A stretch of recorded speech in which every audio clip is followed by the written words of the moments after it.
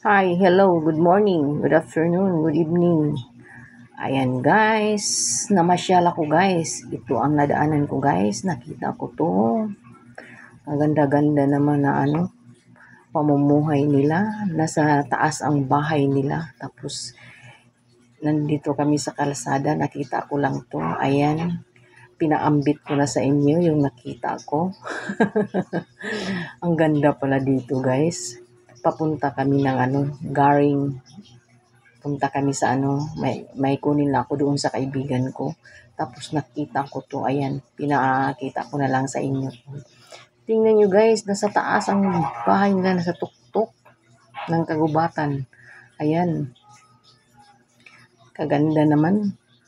Kung nandyan ka, hindi na siguro kailangan na mag-aircon ka kasi wala talaga, hindi mainit. Walang kaaraw-araw na makapasok kasi yung bahay nila nasa center ng puno, nasa tunga ng kakahuyan ang bahay nila. Ay, napakaganda. Ayan, makita nyo naman sa video guys kung ano ano ang sitwasyon ng bahay nila. Kaganda talaga kasi walang dumadaan dito na malaking sasakyan. Kung mayroon man, bihira lang na makaraan dito. Yung naman kung may makidaan dito yung yung mag-quarry. So din maabog kung makasunod ka si big malaking truck. Ayan. Tapos napalibutan ka ng natures. Natures talaga, kalikasan. Ayan. Ang ganda-ganda talaga. Wala talaga siguro walang dito, walang init. Walang araw na makapasok kasi ang daming puno talaga. Pasensyahan niyo na ako guys kung magsalita ako guys kasi alam ko naman na mahirap talaga yung Bisaya na magsalita ng Tagalog. Sobrang tigas tapos hindi alam kung anong term, anong ibang words na Tagalog. Ano, kaya pala ganyan siya magsalita. Si Oka. Ayan. Yan guys, kita niyo guys. Walang sasakyang dumaan. Hindi mga motorista lang. Walang malaking truck na kasalubong natin. Ayan. Kung mayroon man yung lang yung service. Pero I'm sure na mayroong dumaan dito kasi may man sa may nag-develop man ng yung mga villages sa sa taas. Takot naman din ako na doon ako mapunta sa taas kasi ang layo naman sa highway. Ang layo talaga, kailangan mo ng sasakyan. Kung magmotor ka lang, ay hindi talaga kung ano ang trabaho mo na sa city. Diyos ko, lahat ng abog nasa sa iyo na yung alikabok. Kasi kahit motorista lang ang karamihan dumaan dito, maano pa rin kay portion man lang yung yung simentado.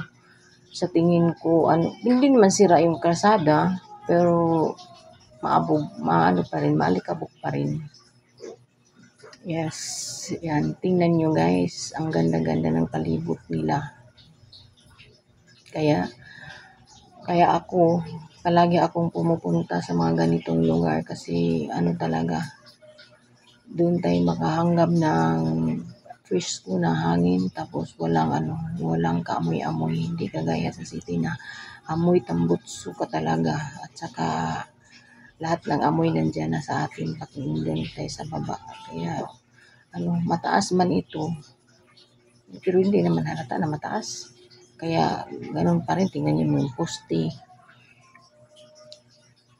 Nandiyan pa man din lahat, hindi pa man kataasan. Diyos ko, ano ba ito? Magkabulol naman tayo magsalita ng ganun. Ayan guys, pinakita ko lang sa inyo kung baka sakali na may mahilig din sa kalikasan. Kaya, pinag-upload ko na lang to kaya baka may kagaya ko rin na mahilig sa kalikasan. Ayan. Tapos daming dito yung mga yung langgam ba na ba yung tingog sa langgam sa Tagalog, nakalimutan ko kasi kaya matagalan ako Ayan, may bahay. Nasa tuktok yan. Forest, tapos nasa tuktok ang bahay. Ayan. Tapos, yan, ano naman dyan, pungtod. Yan ang parang gikwari. Yung gikuhaan nila ng, ginuna ng, ano ba yung, puti na parang, basta nagkwari sila dyan. Anapog yan sa Bisaya. Iwan ko sa Tagalog kung ano yan. Yan ang yan ang kinuha nila. Tapos, yan ang nila, yung kalsada nila, hindi man simentado. Wala naman ding walang lubak-lubak.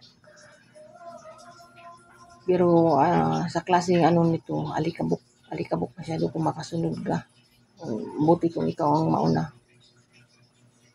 Kung mauna ka, di bali na, wala kang alikabok. Pero pag masunod ka, ayan na, yung malaking pungtod, na-start na pala na quarry. Diyos ko. Tapos sa kabila nito, may malaking drainage talaga sa sapa.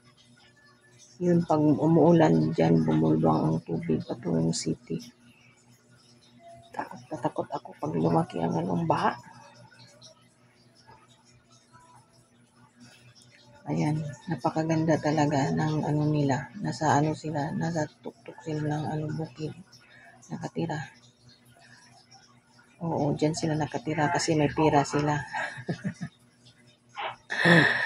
Yung walang pira, hanggang tingin na lang. Kagaya ko, walang pira. Patingin-tingin na lang. Patingin-tingin na lang sa magagandang bahay. Iwan ko kung sino yung may-ari dyan. Hindi ko pa tinanong kung sino yung may-ari dyan. Hindi man magtanong tayo kasi lang ako, dumaan lang ako. Nakadaan lang ako papuntang another barangay. So, nakita ko to. Ayan, kinunan ko. Tapos, ayan, pakita ko din sa inyo na talaga ang nila, talaga, hindi na kailangan mag-aircon kasi hindi talaga mainit kasi maraming puno. Maraming puno sa kanila, nagpalibot talaga. Tapos yung bahay nila nasa center ng kagubatan. Di ba maganda? Pero may gate sila sa kalsada. Malayo ang bahay nila. Pero yung gate nila nasa kalsada, malapit lang. So, hindi pwedeng maglakad ka papunta sa bahay nila kasi ang layo ng bahay nila. Tapos, ang gate nila nasa man sa kalsada man, dyan man ang gate nila. Alangan naman mag-gate sila na doon sa tuktok. Dyan pa rin, sa kalsada. Charot. Ayan, guys.